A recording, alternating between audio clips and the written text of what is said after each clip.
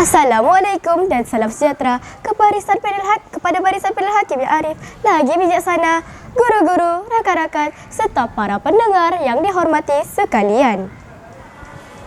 Teguhnya saya berdiri di sini bukanlah untuk mengalunkan irama lagu pop yeh-yeh, tetapi ingin menyampaikan sebuah cerita. Sebelum saya memulakan cerita saya, izinkan saya memperkenalkan diri terlebih dahulu. Nama diberi Safia Nur Alisha binti Erudi, merupakan gadis kecil molek, pendapat hati para juri. Ayah, ibu, apa dah jadi? Tanyanya lagi. Khairul yang menahan sebab mula menangis sambil melihat ke arah seorang pegawai polis yang berada di hadapannya. Tolong lepaskan ayah dan ibu saya, Encik. Mereka tidak bersalah, pinta Khairul sambil bergenangan air mata. Maafkan kami, Khairul. Maafkan kami. Ibu dan ayah sangat menyesal. Tolong maafkan kami.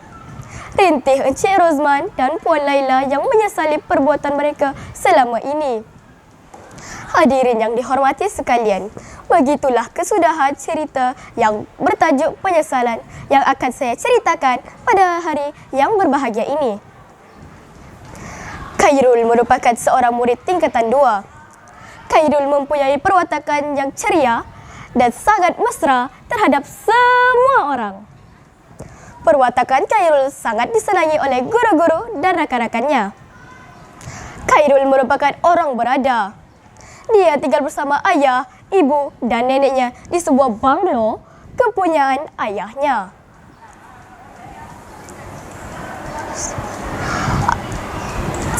Semua keperluan persekolahannya dan hariannya lengkap serta berjenama mahal.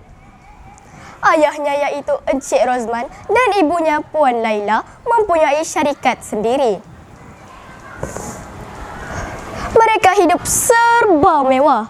Oleh itu, apa sahaja yang dihajatinya pasti akan ditunaikan oleh kedua ibu bapanya.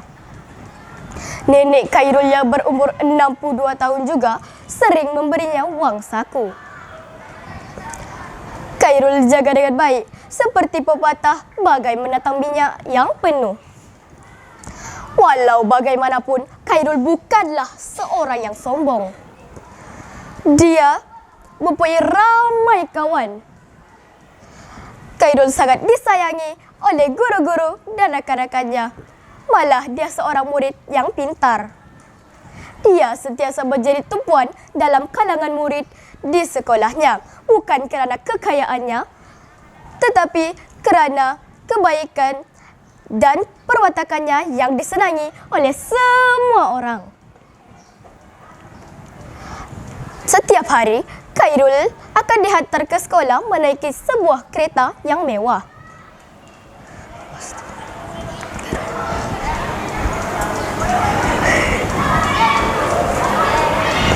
Pada waktu pulang pula, dia akan dijemput oleh ibu bapanya tepat pada waktunya. Walaupun dengan kesibukan kerja, ibu bapanya tidak pernah sekalipun gagal untuk menjemputnya pulang dari sekolah. Khairul sangat bersyukur dengan kehidupan yang dikelilingi dengan orang-orang yang menyayanginya. Ha, kawan-kawan, best kan kehidupan Khairul? Apa yang disangkakan kekal, tidak kekal lama. Mari kita dengar sambungannya. Pada zaman dahulu, salah. Pada suatu hari, apa yang tidak diduganya pun berlaku.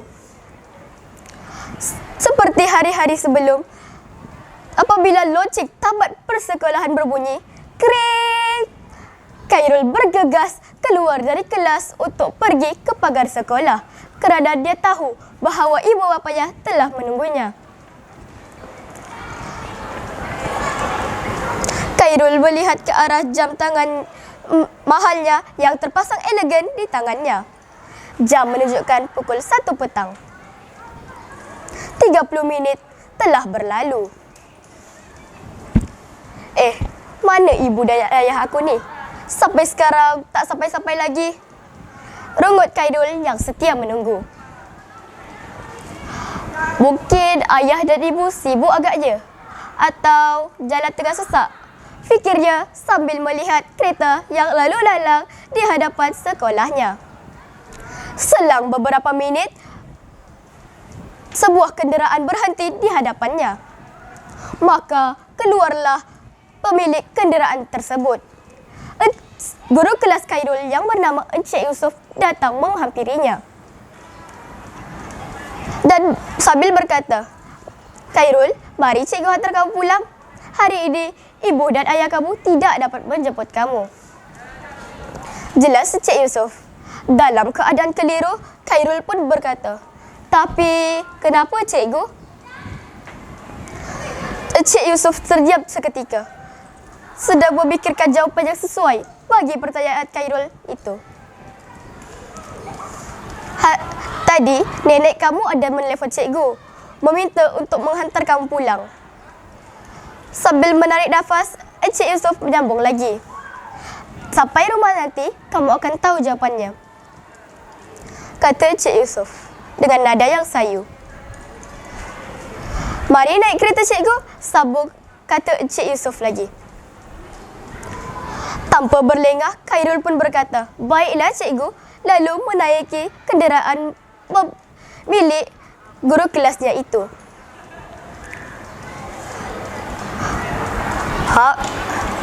Kawan-kawan, apa yang akan dilihat oleh Khairul apabila dia sampai di rumah? Mari kita dengar sambungannya. Setibanya di rumah, kelihatan beberapa kenderaan pihak berkuasa yang jelas tertulis Suruhanjaya Pencegahan Rasuah Malaysia SPRM di hadapan rumahnya. Dengan perasaan terkejut, Khairul terus melurung masuk ke dalam rumah. Dia melihat nenek yang sedang duduk di atas sofa ruang tamunya sambil menangis teresak-esak. Dia bertanya, "Nek, kenapa nenek menangis? Apa yang telah terjadi?" Soalnya bertalu-talu dengan nada yang bergetar. "Mana ayah dan ibu?" sambungnya lagi. Melihat neneknya menangis membuat Khairul mula berasa takut. Kemudian kelihatan beberapa orang yang turun dari tangga di tepi ruang tamu rumahnya. Kelihatan sosok dua orang lelaki dan wanita yang tangannya digari. Dengan mata yang berkaca, Khairul cuba melihat dengan lebih jelas siapakah mereka. Alangkah terkejutnya Khairul apabila melihat dua orang tersebut.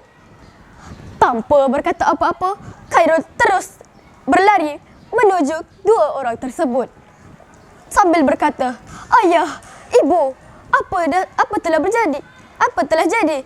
Kenapa tangan ayah dan ibu digari?" Tanya Khairul dengan nada yang sayu. "Ayah, ibu, apa dah jadi?" tanyanya lagi. Khairul yang menahan sebab mula menangis sambil melihat ke arah seorang pegawai polis yang berada di hadapannya. "Tolong lepaskan ayah dan ibu saya, Encik. Mereka tidak bersalah," pinta Khairul sambil bergenangan air mata. Maafkan kami, Khairul. Maafkan kami. Ayah dan ibu sangat menyesal. Tolong, maafkan kami, Khairul."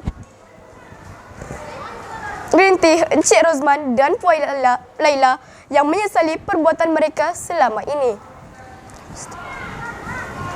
Akhirnya, ibu bapa Khairul telah ditahan oleh Suruhanjaya Pencegahan Rasuah Malaysia setelah dipercayai terlibat dalam kes rasuah dan pecah amanah.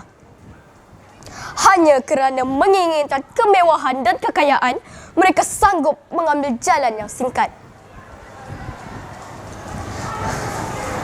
Begitulah kesudahan cerita yang bertajuk Penyesalan.